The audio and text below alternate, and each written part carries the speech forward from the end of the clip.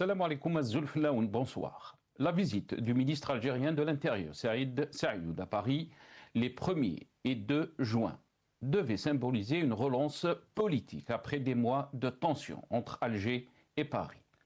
Elle risque pourtant de mettre en lumière une faiblesse plus profonde, l'incapacité de la diplomatie algérienne à sortir d'une logique de réaction pour entrer dans une véritable logique de stratégie. Depuis plusieurs années, chaque crise avec la France suit le même scénario. Une déclaration, une décision ou un désaccord provoque une escalade verbale, suivie d'une phase d'apaisement présentée comme une victoire diplomatique. Mais au-delà des effets d'annonce, une question demeure. Quelle est la finalité poursuivie par Alger? Le plus révélateur est sans doute l'importance accordée ces dernières semaines à l'intervention de Ségolène Royal. Que des personnalités publiques plaident pour le dialogue est une bonne chose. Mais lorsqu'une ancienne ministre, aujourd'hui dépourvue de responsabilité exécutive, est présentée comme l'un des artisans du dégel, cela soulève une interrogation fondamentale. La diplomatie algérienne parle-t-elle au véritable centre de décision français ou cherche-t-elle des relais médiatiques pour sauver les apparences? Une relation d'État à État ne peut reposer sur les intermédiaires sans pouvoir réel. Elle se construit avec ceux qui décident, arbitrent et engagent leur pays. Faire d'une personnalité politique en retrait un acteur central du rapprochement revient à reconnaître implicitement les limites des canaux diplomatiques officiels. Le problème est plus large. L'Algérie donne souvent l'image d'une diplomatie qui sait dire non, mais qui peine à dire où elle veut aller. Elle affiche sa fermeté, rappelle sa souveraineté et dénonce les ingérences. Ces principes sont légitimes. Mais une politique étrangère ne se résume pas à l'affirmation de principes. Elle se mesure à sa capacité à produire des résultats, à défendre des intérêts et à construire des rapports de force favorables. Or, sur le dossier français, la stratégie algérienne demeure difficile à cerner. Quels sont les objectifs réels poursuivis par Alger? Quelle marge de compromis est-elle prête à envisager? Quels bénéfices concrets espère-t-elle obtenir sur les plans sécuritaires, économiques, migratoires ou mémoriels? Autant de questions fondamentales qui restent sans réponse claire. Plus préoccupant encore, ces choix stratégiques s'élaborent dans une quasi-absence de débat public. Contrairement à la France où les orientations de la politique étrangère font régulièrement l'objet de discussions, de critiques et de confrontations au sein de l'espace politique et médiatique. Cette opacité nourrit l'impression d'une diplomatie davantage guidée par les circonstances que par une vision explicitement assumée et débattue.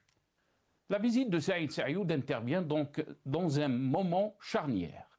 Elle ne devrait pas seulement servir à tourner la page d'une énième crise franco-algérienne. Elle devrait être l'occasion de répondre à une question beaucoup plus fondamentale. L'Algérie dispose-t-elle d'une vision claire de ce qu'elle veut obtenir de la France? Ou continue-t-elle à naviguer au gré des crises successives? Car la véritable souveraineté ne consiste pas seulement à réagir aux initiatives des autres. Elle consiste à fixer soi-même l'agenda, définir ses priorités et imposer sa propre stratégie. Tant que cette évolution n'aura pas lieu, les crises passeront, les visites ministérielles se succéderont. Mais la relation franco-algérienne restera prisonnière du même cycle. Tension, escalade, réconciliation, puis nouvelle tension. Nous en débattrons avec nos invités juste après cette introduction.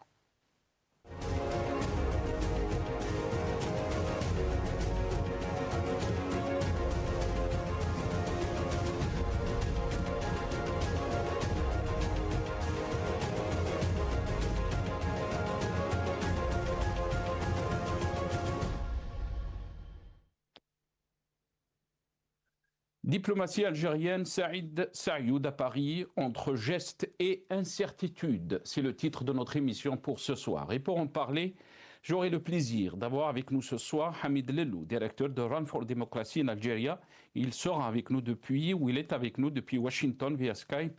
Hamid Lellou, bonsoir. Merci beaucoup d'avoir accepté l'invitation. Marhaba bik si Hamid, ou Saha Aïdkoum. Bonsoir, c'est Nassar. Aïd Mabrouk à tout le monde et merci pour l'invitation. Merci Hamid Lellou, merci d'avoir accepté l'invitation. On aura depuis Alger par téléphone Dr Farid Ben Yahia, analyste géopolitique. Il sera avec nous donc par téléphone. Dr Farid Ben Yahia n'est pas encore avec nous. Non, il n'est pas encore avec nous. Il sera avec nous dans un petit moment. La régie est en train de me dire à l'oreillette. Dr Farid Ben Yahia, donc analyste géopolitique. Il sera avec nous depuis Alger. Avant de rentrer dans le vif du sujet de ce soir et donner la parole à nos invités, quelques titres qu'on a choisis donc pour cette émission. Et on va commencer avec le soir d'Algérie. Voilà, Saïd Saïoud demain à Paris. Saïd Saïoud donc demain à Paris. En quête de concrétisation des promesses françaises, Saïd Saïoud demain à Paris, a titré donc le soir d'Algérie. Al-Watan, Saïoud à Paris. Alger pose ses conditions pour la normalisation franco-algérienne. Le ministre algérien de l'Intérieur, Saïd Saïoud, sera ce lundi à Paris pour 2 jours de discussions stratégiques avec son homologue Laurent Nunez. Première visite officielle d'un haut responsable algérien en France depuis la rupture diplomatique de juillet 2024. Ce déplacement traduit la volonté d'Alger de reprendre la main sur plusieurs dossiers sensibles. Peut-on lire donc dans ce titre du journal Al-Watan. Un autre titre, TSA, tout sur l'Algérie. Ségolène Royal révèle la condition de Tebboune pour recevoir des ministres français. Ségolène Royal a dévoilé donc la condition du président Majid Tebboune pour la venue de ministres français en Algérie. On va revenir bien sûr sur ces déclarations. Le matin d'Algérie, un autre titre, Algérie-France vers un dialogue sécuritaire sous pression médiatique, a titré donc le matin d'Algérie. Et on va finir cette revue de presse avec Jeune Afrique, Algérie-France, le ministre de l'Intérieur, Saïd Saïoud, a annoncé à Paris pour acter la reprise du dialogue. Après Laurent Nunez, en février, c'est son homologue algérien qui fera le voyage à Paris dans une semaine afin d'approfondir la reprise de la coopération dans les domaines sécuritaires.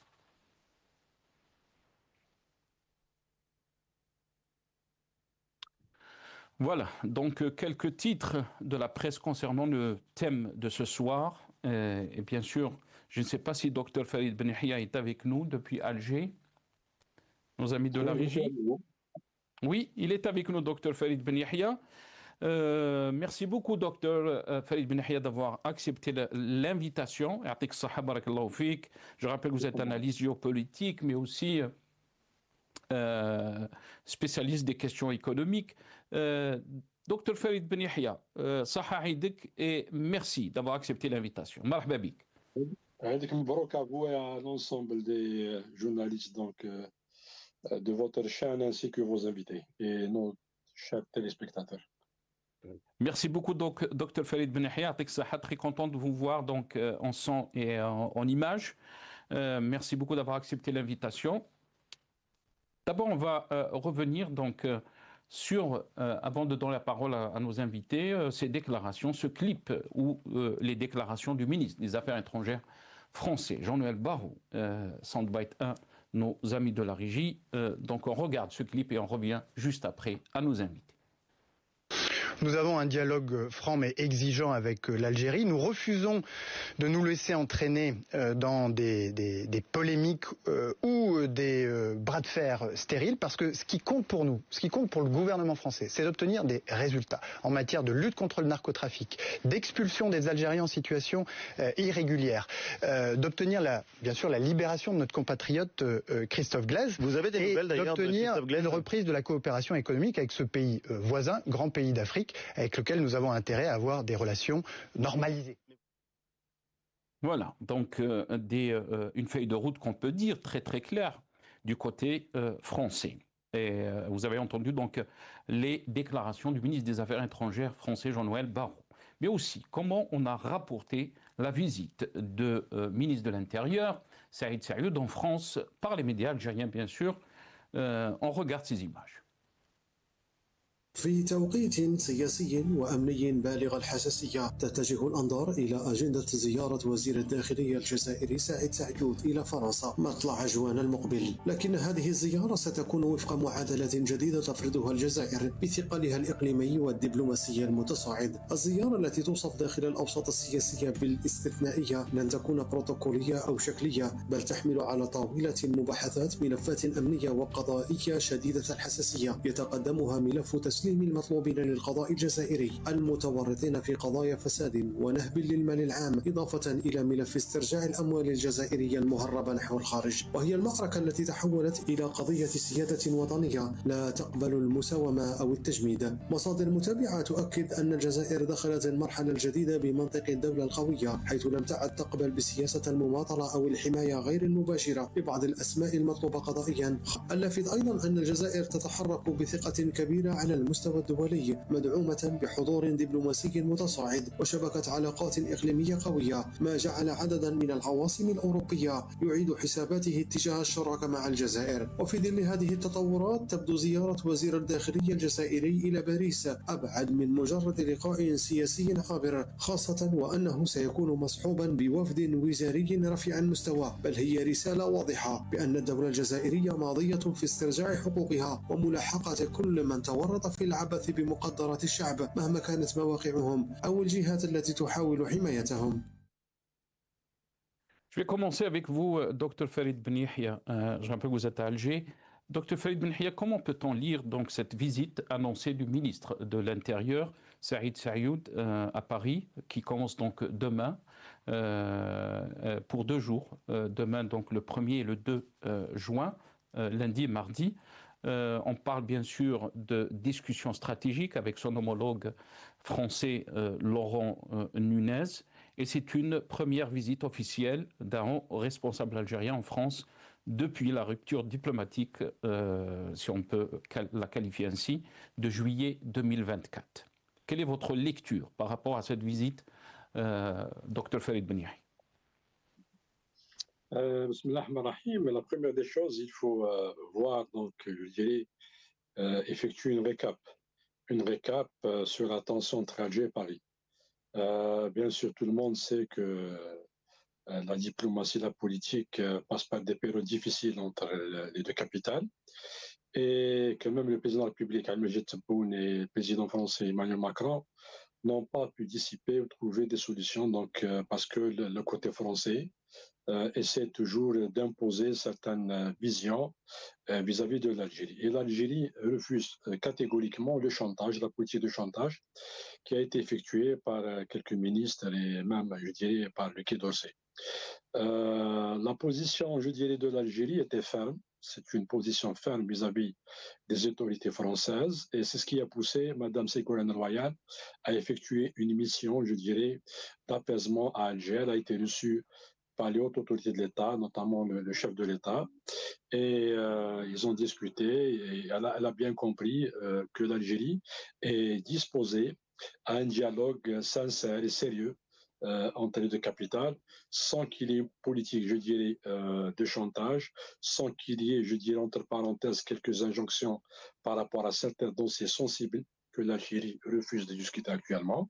Et bien sûr, l'Algérie est ouverte s'il y a une possibilité que la France essaye de revoir, je dirais, certaines cartes et certaines positions. Donc, cette visite-là, après la visite de Mme Ségolène Royal, donc elle a été reçue par le ministre de l'Intérieur, M. Laurent Nunez, à Paris, et elle a discuté, elle a dit ce qu'elle pense exactement, qu'il faut partir sur Alger sans imposer quoi que ce soit. Et c'est ce qu'il a compris. Donc, il a été reçu par le chef de l'État, M. Al-Majid Tebboune. En même temps, le ministre, je dirais, de la justice française, donc Darmanin, a été reçu lui aussi à Alger. Ça veut dire qu'il y a des dossiers en suspens entre Alger et Paris. Ces dossiers-là doivent être traités au fur et à mesure entre les deux capitales. La visite du ministre de l'Intérieur, M. Sayoud, à Paris, pour le 1er lieu de juin, ça rentre dans ce cadre-là, je dirais, pour une politique d'apaisement de part et d'autre, malgré qu'il y a, je dirais, encore des tensions qui existent entre les deux capitales. Néanmoins, il y a un chemin diplomatique qu'on essaye de trouver, je dirais, une lumière, de reprendre la reprise des relations entre les deux capitales. La visite de demain, donc, elle est capitale. Je dirais que le ministre de l'Intérieur a été bien briefé par la présidente de la République et qu'il va négocier avec son homologue français, peut-être avec d'autres responsables, et de faire une feuille de route qui va être proposée au chef de l'État pour qu'ils essayent de trouver des solutions pour la reprise des relations, je dirais, économiques, politiques et diplomatiques entre les deux capitales. Très bien, restez avec nous, docteur Farid Ben Yahia. Hamid Lello, qu'est-ce que vous en pensez de cette visite donc, du ministre de l'Intérieur algérien, une première depuis, donc, d'un officiel depuis 2024, depuis cette rupture en juillet 2024, après la reconnaissance de la France donc, du plan marocain concernant le dossier du Sahara occidental.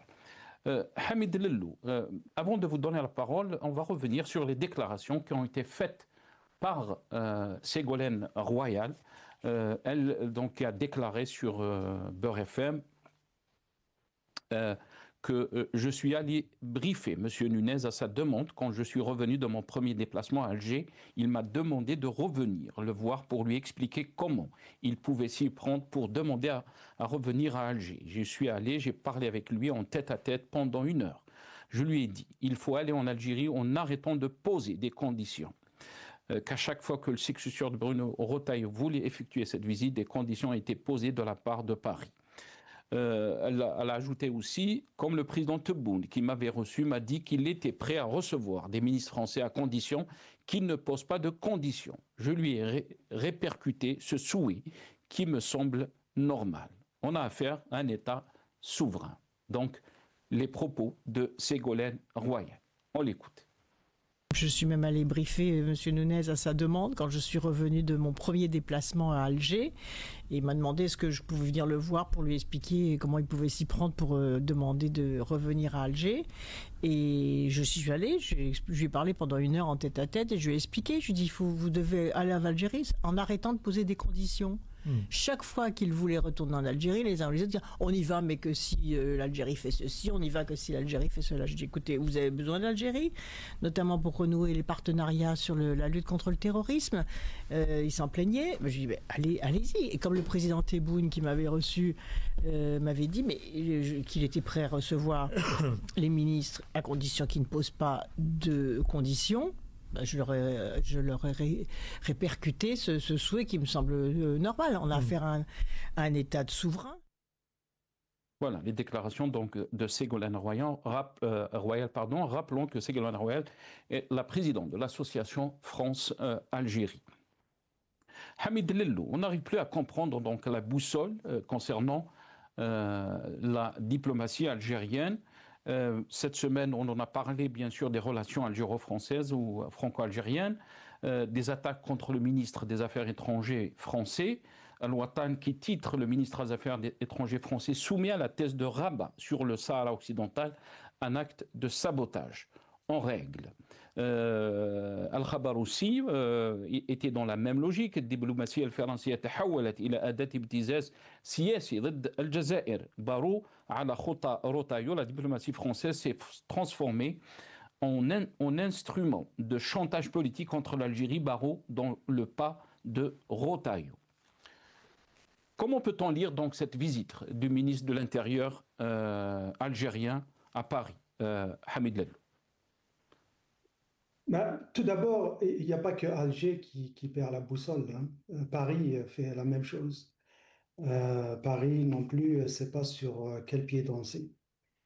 Moi, ce qui m'étonne, et d'ailleurs ce qui me choque, c'est que beaucoup de personnes, surtout du côté d'Alger, se réjouissent de la visite de Madame Ségolène Royal, qui n'avait pas lieu d'être, qui n'avait pas lieu d'exister.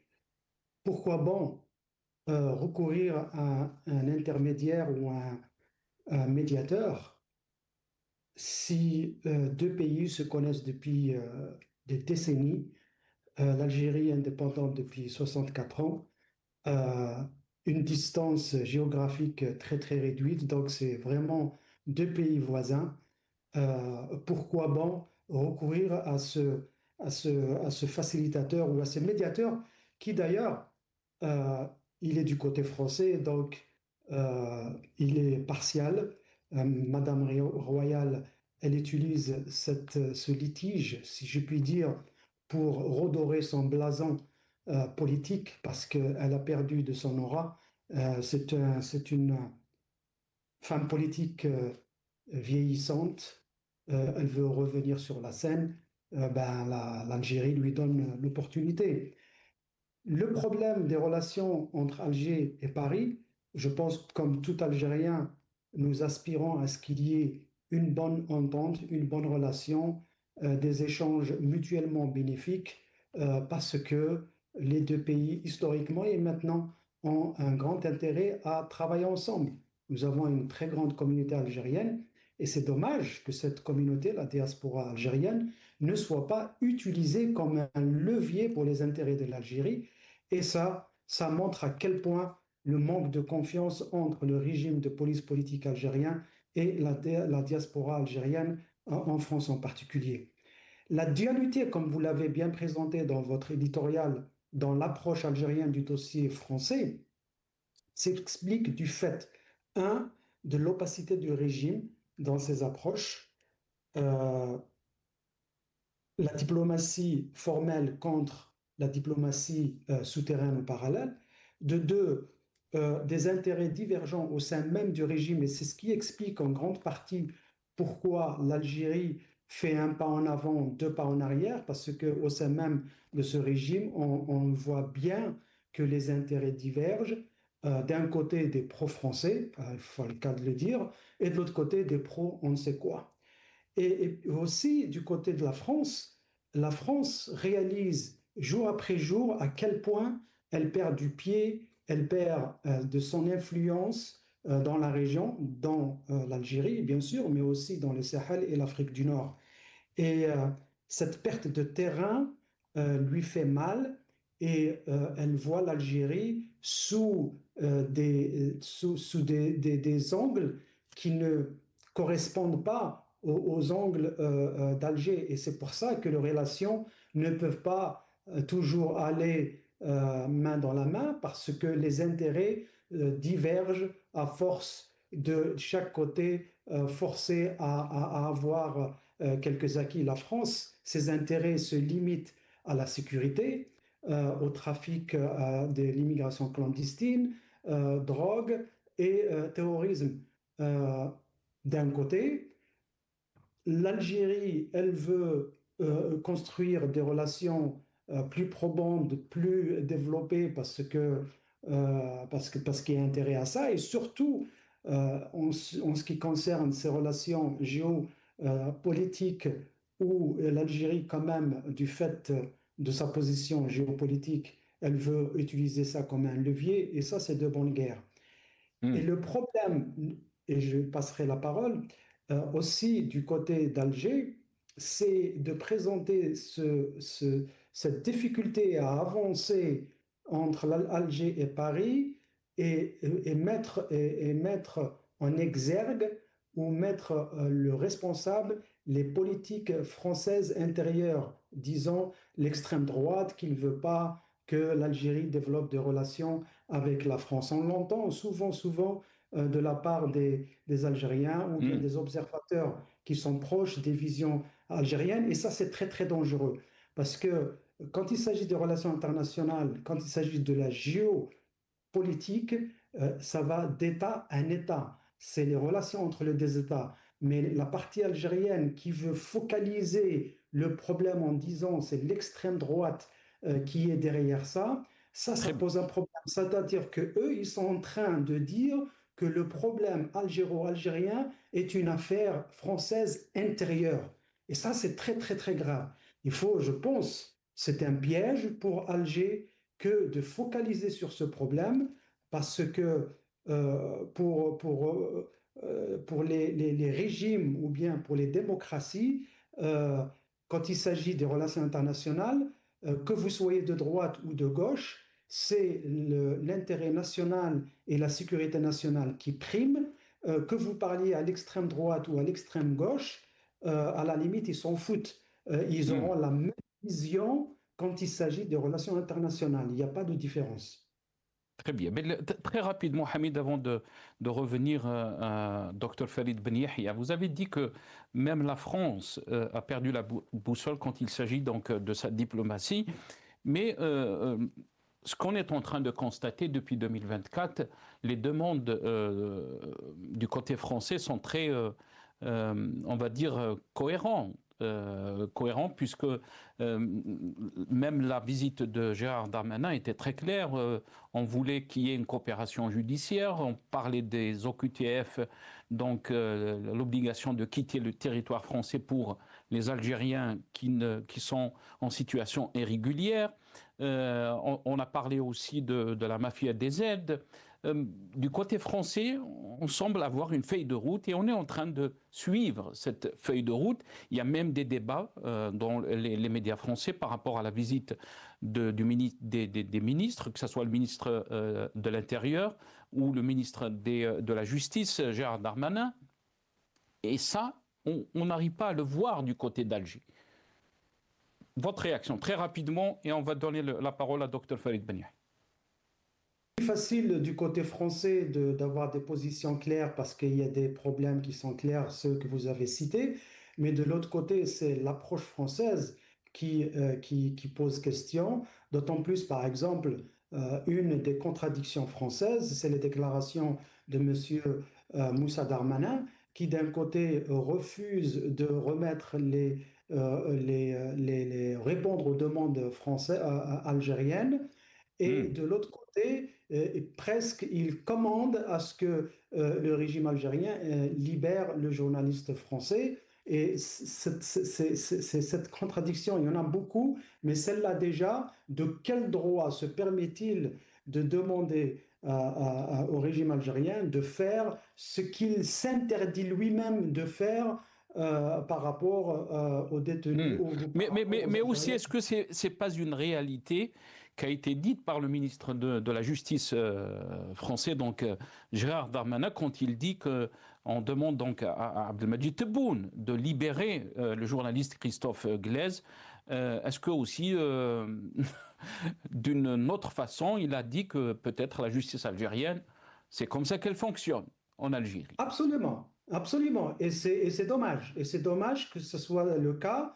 Et c'est dommage que, justement, le régime français, parce que moi j'ai toujours pensé que la France est une grande démocratie, qui est un pays développé, se comporte de telle manière quand il s'agit de l'Algérie, et justement du fait de la dualité des relations, due au fait de la nature du régime algérien, parce que je suis vraiment navré de le dire en tant qu'Algérien, mais il y a des influences énormes au sein du régime algérien, et une de ces influences, des influences françaises. Très bien. Restez avec nous, Hamid Lello. Et dans la logique donc, de votre argument, Hamid Lello, mais aussi la question est posée à notre ami Dr Farid Ben Yahia. D'abord, on va écouter ces déclarations du ministre des Affaires étrangères, Jean-Noël Barrot, concernant le journaliste Christopher Glaise. D'ailleurs, est-ce qu'il sera question de lui la semaine prochaine, puisque le ministre de l'Intérieur algérien va être à Paris, ce qui est aussi un signe du réchauffement que vous souhaitez voir advenir entre Paris et Alger. Il va être question de lui, de ce dossier, de ce journaliste qui est emprisonné depuis longtemps. Nous ne cherchons pas le réchauffement pour le réchauffement. Vous aurez compris que ce que nous recherchons, ce sont des résultats. Oui. Pour la sécurité, notamment, mais pas seulement, des Françaises et des Français. Et donc, est-ce qu'ils vont parler de lui, de Christophe Glaise? Sa situation sera nécessairement abordée. Voilà, ce que nous recherchons, c'est des résultats. Donc, la déclaration très claire, mais aussi les déclarations qui ont été faites par le ministre de la Justice, Gérard Darmanin, français bien sûr, de retour de sa visite en Algérie. On l'écoute. Il y a des opposants politiques qui existent. Réfugiés donc? Alors certains ont le statut de réfugié, d'autres ne l'ont pas, mais la France, bien évidemment, ne donne pas les opposants politiques au régime politique, mais évidemment, nous sommes très attentifs. Voilà. Docteur Farid Ben Yahya, yani, les ministres français sont très clairs dans leur demande. Et on l'a écouté dans ces deux clips qu'on a passés, le ministre des Affaires étrangères, le ministre de la Justice, quand il parle bien sûr des opposants. Et là, bien sûr, on n'arrive pas à comprendre un peu ce que l'Algérie demande du côté français. Certes, il y a cette demande de ce qu'on appelle donc les biens mal acquis, ceux qui peut-être sont demandés par la justice française, peut-être des opposants politiques, on ne sait pas.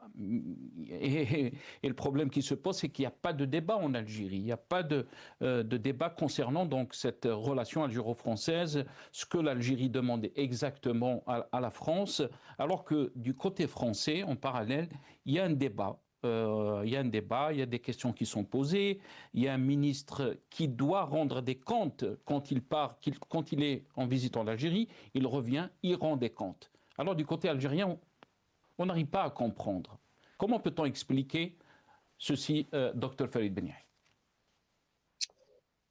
À mon avis, l'Algérie est claire dans ce qu'elle demande. Donc, également pour la France, je pense que l'Algérie a demandé c'est-à-dire la restitution des biens mal acquis en France des Algériens, donc des gens qui ont occupé des postes clés dans l'État durant la décennie précédente. Donc c'est un point qui est très très clair. Elle demande aussi l'extradition de certains responsables dont la justice a jugé qu'ils sont coupables de détourner des deniers publics et de spolier les biens du peuple algérien, chose qui est claire. Il y a aussi le dossier, je dirais, d'autres opposants politiques. Et donc, pour l'Algérie, elle les considère comme une organisation terroriste, alors que la France les considère comme une opposition politique.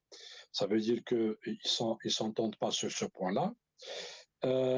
Il y a aussi peut-être les dossiers de certains influenceurs. Il y a des dossiers aussi de la mémoire. Il y a pas mal de dossiers entre les deux parties. Bien sûr, la France essaie je dirais, de se focaliser uniquement sur certains points qui l'arrangent, notamment concernant le journaliste français qui est incarcéré à Tizi Ouzou, donc pendant presque une année et demie. Elle cherche aussi les QTF, donc les gens qui n'ont pas de papier, donc de quitter le territoire français, quelque chose de clair. Et l'Algérie cherche aussi que ces gens-là soient traités d'une manière adéquate par la justice française. Une fois qu'ils seront traités, ils ont l'autorisation du consulat. Donc, chose que l'Algérie essaie de bloquer vis-à-vis, parce qu'il y a justice et justice entre parenthèses, d'accord. On n'est pas au jugement dernier. On parle de démocratie, c'est vrai, dans certains pays, etc. Mais la justice, donc il y a des fois où la justice, elle est instrumentalisée et elle obéit à certains ordres politiques. Je dirais maintenant que ce qui est fait entre les deux parties, il faut que les deux ministres, je dirais notre ministre de l'Intérieur et le ministre français de l'Intérieur, doivent mettre sur la table une feuille de route, mettre les requêtes des deux parties et essayer de trouver des solutions de part et d'autre. D'accord? Donc c'est la seule solution. Pour les gens, je dirais, de l'immigration, la sécurité, etc., l'Algérie a toujours été, je dirais, à l'écoute de Paris. Il y a eu, je dirais, des relations et même, je dirais, échanges d'informations entre les services de sécurité algériens et français. Le problème ne se pose pas là. Et bien sûr, lorsqu'il y a eu, je dirais, entre parenthèses, tensions diplomatiques, je ne dirais pas rupture diplomatique, mais des tensions diplomatiques, l'Algérie a cessé de coopérer sur le plan sécuritaire avec Paris. Ça, c'est tout à fait clair. Actuellement, moi, je pense qu'il faut trouver des solutions en profondeur.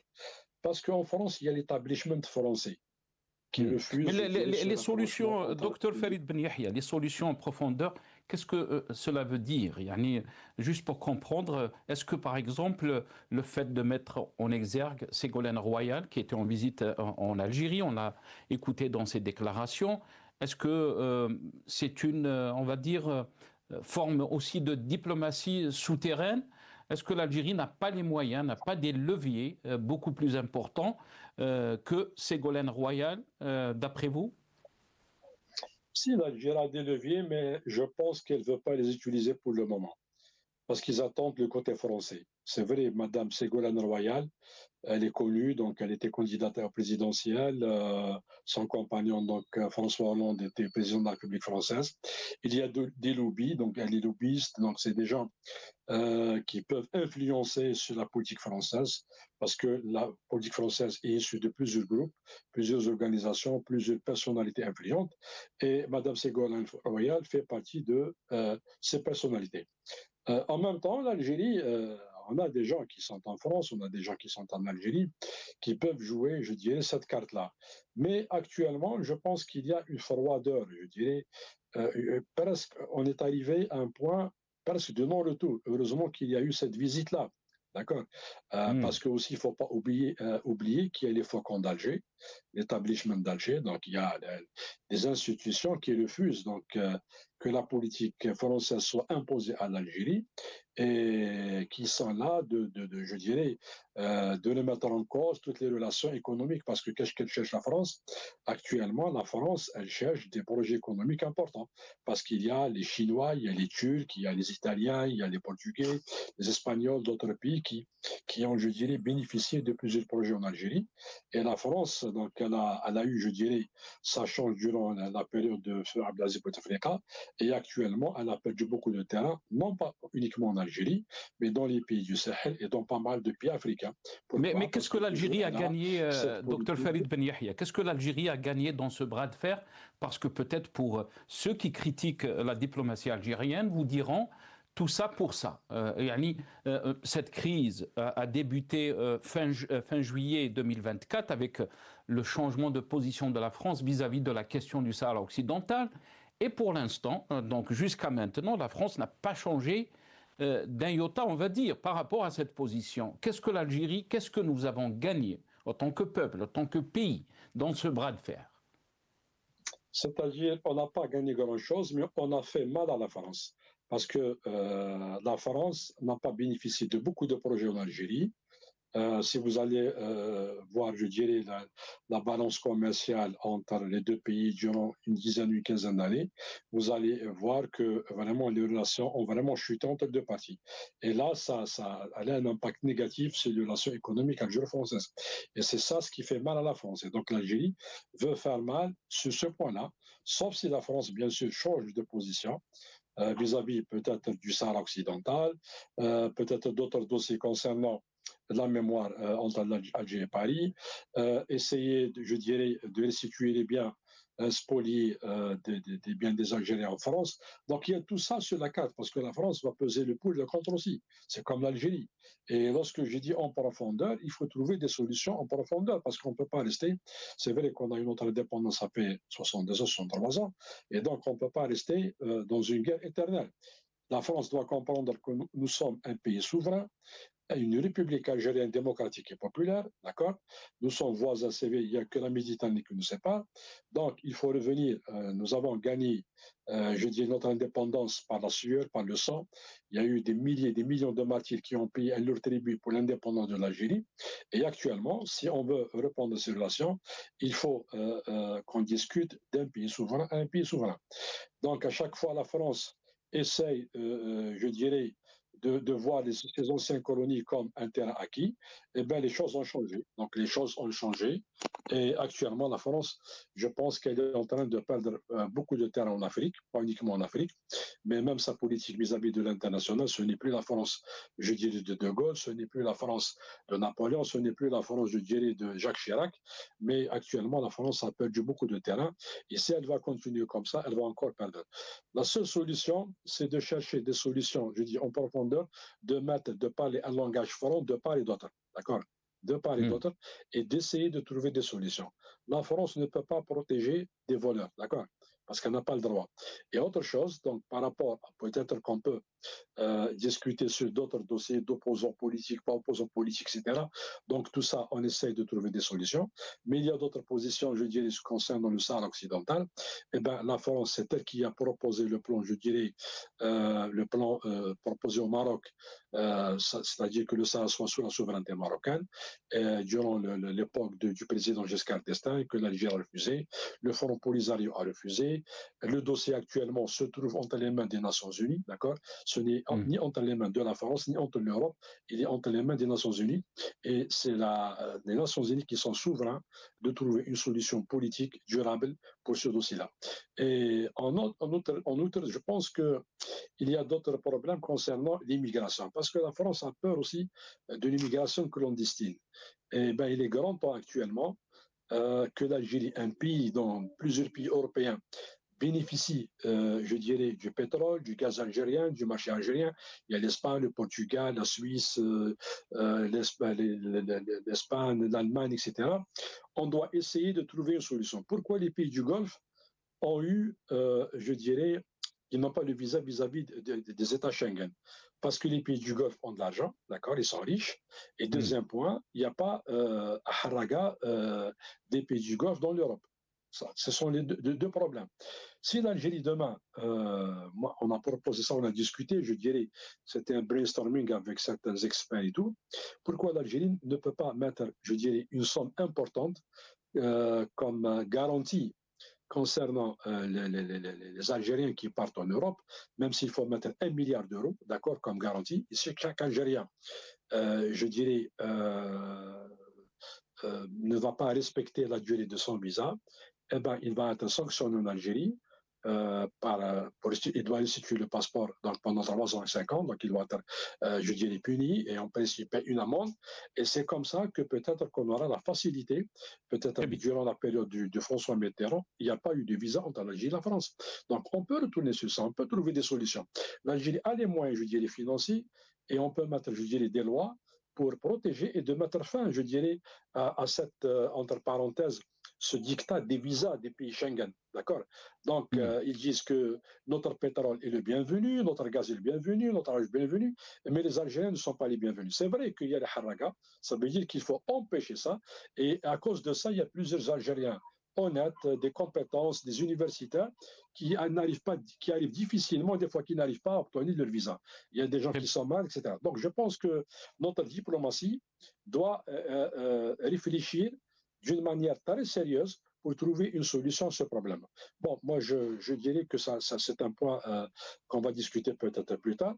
Et un autre problème qui se pose actuellement, c'est que les élections françaises vont arriver à terme en 2027.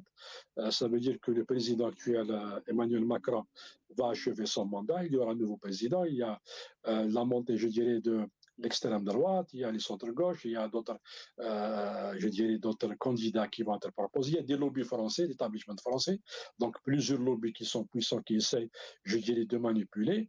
Mais le problème de l'Algérie, on avait une amicale. Est-ce qu'il n'y a pas peut-être une politique, une nouvelle vision de la diplomatie algérienne de renaître, je dirais, donc cette organisation, cette amicale. Donc nous avons 5, 6, 7 millions, je ne sais pas exactement.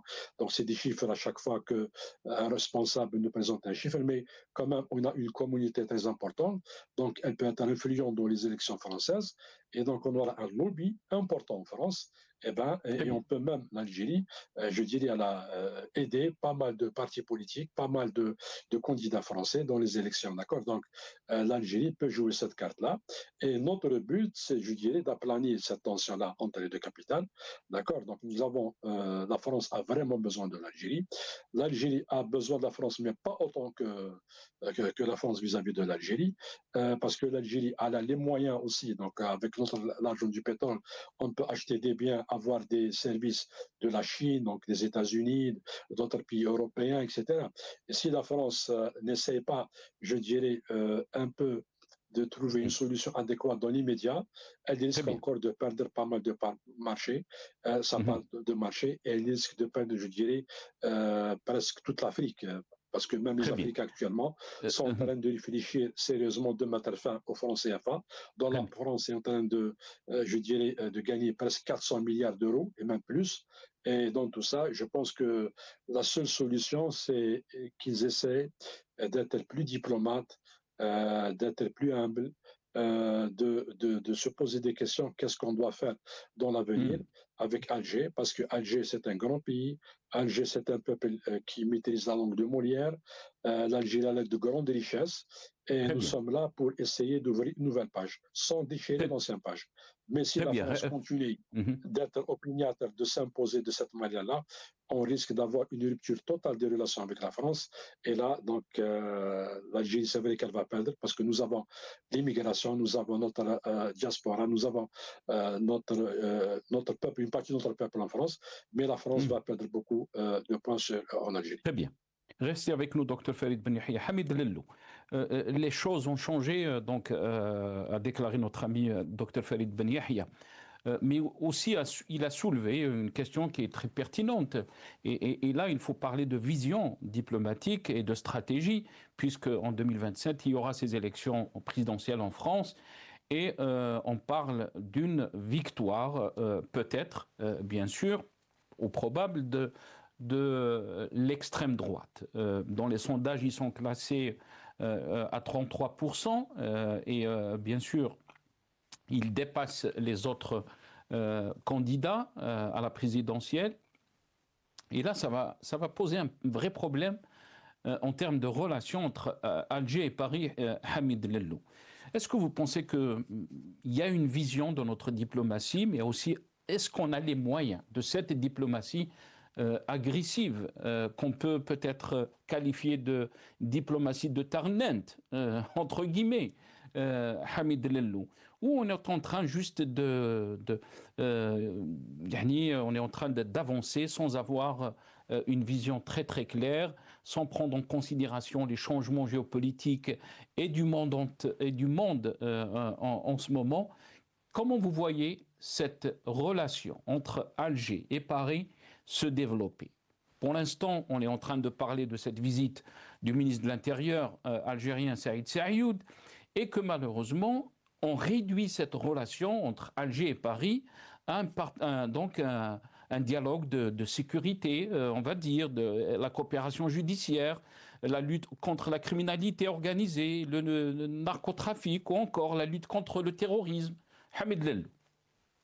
Ce qui dénote du déséquilibre de relations entre les deux pays. Mais ma lecture va surprendre plus d'un. Éventuellement la venue de l'extrême droite française au pouvoir ne va en rien déranger le régime algérien, au contraire. Et je vais vous prouver ça. Les relations entre l'Algérie et l'Italie n'ont jamais été aussi bonnes que depuis l'arrivée de l'extrême droite à la tête du gouvernement italien. Au contraire, les extrêmes droites européennes ont une approche par rapport aux pays du Sud qui sont beaucoup plus, je dirais pas pragmatiques, mais qui ont un rationnel différent. Dans le genre, faites vos business, on fait le nôtre, votre démocratie, ça ne nous regarde pas, parce que d'autant plus que les extrêmes droites européennes ne croient pas vraiment à la démocratie. Et un des aspects qui dérange justement le régime algérien, c'est cette carte démocratique qui est sortie toujours par la partie française, droits de l'homme, liberté d'expression, etc., etc. Au contraire, si le régime algérien veut récupérer les corrompus, et de quel droit peuvent-ils parler de corruption? Parce que corruption, parlons-en. Je ne pense pas que ce régime soit bien placé pour parler de corruption, de récupération des biens spoliés. Mais un régime d'extrême droite, il n'aura aucun problème à le faire. Le régime d'extrême droite n'aura aucun problème à refouler des Algériens qui sont demandés par la partie algérienne. Au contraire, dans ce cas-là, moi je pense, je suis peut-être le seul à le croire, mais dans ma logique, dans ma lecture, l'extrême droite est une bonne chose pour le régime algérien. Moi, j'aimerais bien vite fait réagir, et ça rentre dans le même cadre, ce que Monsieur Dr Ben Yahya vient de déclarer. Moi, je suis aussi un peu, ça me dérange à chaque fois qu'on veut approcher une solution d'un problème, on l'approche du côté des sanctions. Pourquoi parler de sanctions contre les Haragas au lieu de trouver de vraies solutions? Et puis cette cagnotte de 1 milliard d'euros, je ne vois pas comment ça peut se faire. Maintenant, le problème de la relation entre l'Algérie et la France, il y a aussi un autre point sur lequel je suis en désaccord avec beaucoup de gens. Le Sahara occidental, la reconnaissance française du Sahara occidental marocain n'a jamais été la cause de ce désaccord ou de cette pseudo-crise diplomatique entre les deux pays. Laissez-moi vous dire, le Sahara occidental, la reconnaissance formelle est un déclencheur. C'est différent, le déclencheur est différent de la racine de la cause. On parle du déclencheur parce que la France officielle a toujours soutenu la marocanité du Sahara occidental. Pire encore, elle a fait ce que d'autres pays n'ont pas fait. L'aviation française a participé au bombardement du front du Polisario pendant les années 80-90. Donc, qu'on ne vienne pas nous dire que la cause, c'est le Sahara occidental. Le régime algérien a toujours su que la France était derrière le Maroc par rapport à la marocanité du Sahara occidental. Donc, ce n'est pas ça la cause. C'est un déclencheur parce que la France, elle a trouvé une opportunité dans la reconnaissance américaine, elle avait trouvé une opportunité pour aller reconnaître la marocanité. Sinon, dans les faits, elle l'a toujours reconnue. Elle a toujours développé des relations très étroites avec le Maroc et elle a utilisé justement ce problème-là pour contrebalancer ses relations avec l'Algérie. Très bien. Avec ça, Hamid Lello, malheureusement, j'aurais aimé vous donner plus de temps. Je suis sûr qu'on va revenir sur cette question, bien sûr, et cette visite du ministre de l'Intérieur, Saïd Saïoud, en France. Je remercie mes invités, Dr Farid Ben Yahya, analyste géopolitique, donc, qui était avec nous depuis Alger. Merci à vous. Merci Hamid Lello, directeur de Run for Democracy in Algeria. Vous étiez avec nous depuis Washington. Merci à vous, chers téléspectateurs, d'avoir suivi cette émission. Yatikoum saha, wa bqaw ala khair.